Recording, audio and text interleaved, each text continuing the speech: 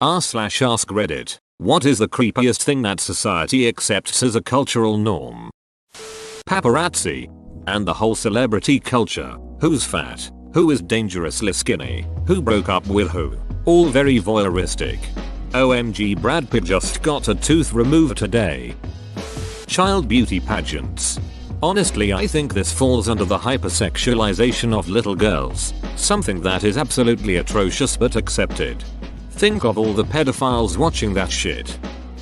The fact that we can show someone who has been brutally murdered on TV, but showing a woman's boobs is unacceptable. Addition, I'm talking about shows like Bones or CSI Additions 2. Boobs was an example. I have boobs, so I don't particularly want to see more. I just want the option to. Things would be so much different if the Second Amendment granted the right to bare boobs. Bare boobs. Don't think this would markedly increase the liberty of our society. Edit. Or it got edited and now I just look like some depraved weirdo talking about bare mammaries. Treating the naked human body like it's repulsive, disgusting. Seriously, how did this abhorrence towards our own bodies become so standard? Religion. I don't like how socially acceptable debt seems to be now. You don't owe thousands of dollars to the federal government, banks and corporations. How else are you going to get a job to pay those off? Please read this to understand the point of view which I'm trying to express. http://www2 McLean's. The 16th of January 2013. The new underclass. You need to be in school to have a stable future. To enroll in school you need to owe us $100k. Unfortunately, the rich people don't need school because they can live off their parents' wealth. But you have to be in school to have a good future. Okay, so now that you're all finished school, I forgot to keep your career option open for you so you can just work at McDonald's until it opens up, okay? Oh, you've been working there for 5 years and still can't get a position in the career you wanted? Sucks to be you. Guess you didn't work hard enough. Do you want me to enroll you in another program at school to try another career field? Ducking life. Edit. So apparently some people are taking my wealthy remark and taking it too literally. I understand the now wealthy have earned their wealth. I've also understood that they've worked hard to help make their children's lives easier. This is where you have to understand the difference, that wealthy families don't normally worry about things like transportation, where those who have trouble working multiple jobs and paying for school are stressing finding bus money to get to school. I also wanted to take the wealthy out of the equation so you can understand what it's like for those who are having trouble paying for necessities that want to go to school and achieve something in life. They work incredibly hard but get nowhere because luck just wasn't on their side. This is the struggle they are faced with as soon as they wish to achieve something greater than what society tells them to be. To add to that, I'm not even including the middle class families who can partially afford tuition but can't qualify for tuition aid because they are overqualified, which means they either take on the debt themselves or stay out of school and miss out on the opportunities. Hilarious, isn't it? Until you get an engineering degree, you deserve to starve. Reality TV. The irony of the name. What the duck is it with that shit? I remember watching Survivor a couple of times, but that was it for me. Why the hell would I want to watch Kim Kardashian, who got famous for ducking a C-list quasi-celebrity, go by Gucci? The fact that two of the biggest selling fictional series of the last decade, Twilight and 50 Shades, both depicted abusive relationships. In the case of Twilight, it's even creepier that the girls reading these books are often at an age where they are extremely impressionable in how they perceive a healthy relationship. Edit. I'm not saying 50 Shades is abusive because of the BDSM. There are plenty of people in the BDSM community who have completely healthy relationships. But when someone ignores safe words, that's not being dominant. That's rape, and no one who's going to say that rape isn't abuse. Also, jinkies, I didn't expect this reaction at all. I didn't realize the can of worms I was opening here, and when I had to go to work I didn't have any idea what I'd come home to. I'm trying to get through most of the comments, good and bad, and thanks a bunch for the Reddit gold. NPR. However wet blanketed may seem to say so, the more this series embraces its identity as a dance of abusive emotional grotesques, the more bothersome its themes become. Entertainment is entertainment. Fun is fun. Edwards and Jacobs' stalker-like possessiveness and Bella's lack of agency are well-covered territory by now. But when a saga popular with pre-adolescent girls peaks romantically on a night that leaves the heroine to wake up covered with bruises in the shape of her husband's hands, and when that heroine then spends the morning explaining to her husband that she's incredibly happy even though he injured her, and that it's not his fault because she understands he couldn't help it in light of the depth of his passion, that's profoundly irresponsible. Romanticizing an intimate relationship that leaves bruises and scars is a particularly terrible idea in a film aimed at girls. Talking about this is tiresome, but then so is putting it in the movie. From depicting the loss of virginity as a naturally violent, frightening, physically dangerous experience to making Bella a woman with no life at all outside of her literally all-consuming pregnancy, the narrative sledgehammers are all as distasteful as they are inelegant. You know what this is. You won't be surprised if you've read the books. This is a descent into madness of a particularly gruesome kind. Edit. All of you saying that the NPR article is wrong because one instance of rough sex does not equal an abusive relationship are missing the point. It's not just about the sex but about everything in their relationship leading up to, including and beyond the sex. The article is a review of the movie that features the sex scene, so it uses that as the most visible example of this relationship. Read these articles for a more detailed analysis.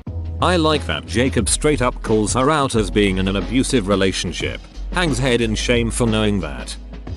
Rape in prison. It is seriously ducked up how people talk about prison rape as either a deserved punishment or a big joke. This disturbs me to no end. The socially acceptable, light-hearted jokes about men being raped in prison, or he'll get what he deserves, lol. I live in China. The creepiest thing here is women are encouraged to speak and act like 12 years to attract men. Two ladies in my office talk in high-pitched child voices and throw temper tantrums regularly and the guys think it's sexy. Ducking weird. Edit. Ignis99 was talking about how Chinese babies don't wear diapers and just wear crotchless pants and shit everywhere. That reminded me of another really creepy thing. I'm on the Chinese version of Facebook book, Renren, and my university students constantly put pictures of naked little boys, anywhere from birth to 4 or 5 years of age, because it's really cute apparently. I'm always struck how about half my students would be arrested for child porn in the West. To be clear though, these are not sexual. They are stupid, silly pictures of things like the baby's penis as an elephant's trunk and stuff. And yes, writing that sentence did make me realize just how ducked up that sounds. China is basically a pedophile's dreamland. Open bracket. This was a joke, people. I actually think their thoughts on child nudity are far more healthy than the West's. Edit 2. Yes, I agree the West has serious issues with sexualizing children as well. That parents get in trouble for taking pictures of their baby is seriously ducked up. I'm trying to deal with one of these girls at my home right now. It's unbearable. She makes 3 sounds: stomping, yelling, and a terrible laugh. Do you know of any literary sources on this topic I could read through? How can I combat it? And how the duck-do guys think this is sexy? It's cultural. You don't combat it except by explaining how ducking annoying it is, which might make them do it less around you, but they'll still do it. Seriously, I've tried combating it with exes and it doesn't work. If this girl is your girlfriend, sit her down. Tell her it's really annoying and you don't want to date a 12-year-old girl because you are a pedophile. If she accepts that, congratulations. If she doesn't, break up and move on.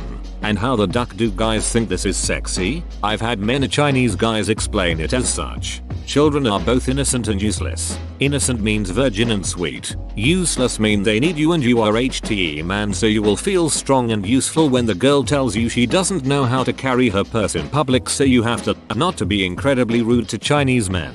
And sorry to those Chinese men who also find this creepy, as I know there are men out there. But it basically boils down to some Chinese men need weak girls to feel strong and are obsessed with virgins because it's an incredibly traditional and close-minded culture that hasn't had the chance to modernize its thinking in regards to women. Men can go duck all the KTV horses they want, but a girl must save her precious virginity for the man who can put up with her childish bullshit. Rant sorry. Been here a long time. A lot of bitterness built up.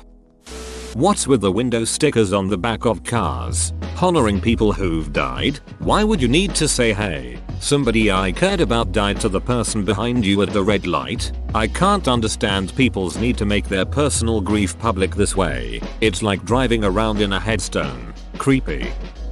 I'm from the US, but the Pledge of Allegiance, when you think about it, it's pretty creepy. A teacher friend of mine says it is really creepy to watch all the students in unison say the pledge. It honestly seems like something out of those dystopian future films, or North Korea. Pageants for little girls, creepy on multiple levels. Or, more accurately, pageants for parents, starring little girls. The only thing that separates you from a head-on collision on the road is a bit of paint in the center. Also knowing how to drive. And more worryingly, trusting that everyone else on the road knows how to drive. The difference between a girl wearing a bra and panties in public and a swimsuit is that only one is socially acceptable. The fact that nudity itself is taboo seems weird to me. Sure, being naked all the time isn't plausible, but people freak out about nudity. It's just the human body. It's not that big a deal. Speak for yourself. I have a big deal, and I'm proud of it.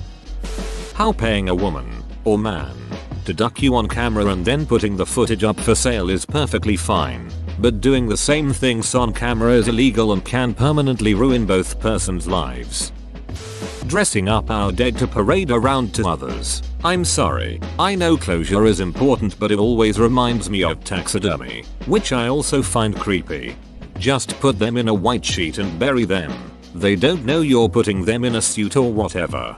Don't waste money. Edit. For all of you saying funerals are for the living, comma, would it be acceptable to dress up my uncle as a Wonder Woman and bury him? After all, the funeral is for me. Strip clubs. I mean, I like a nice pair of boobs as the next guy, but paying women who we have no chance of sleeping with to jiggle their naughty bits in front of us is rather odd. Also, the idea of a bunch of guy friends going to get hard with each other is as creepy as those old middle school jerk-off sleepovers that we all had. Edit. Well, apparently me and my friends were weird little shits. Or you all won't admit going into your dad's Playboys and noticing a funny feeling. Edit 2.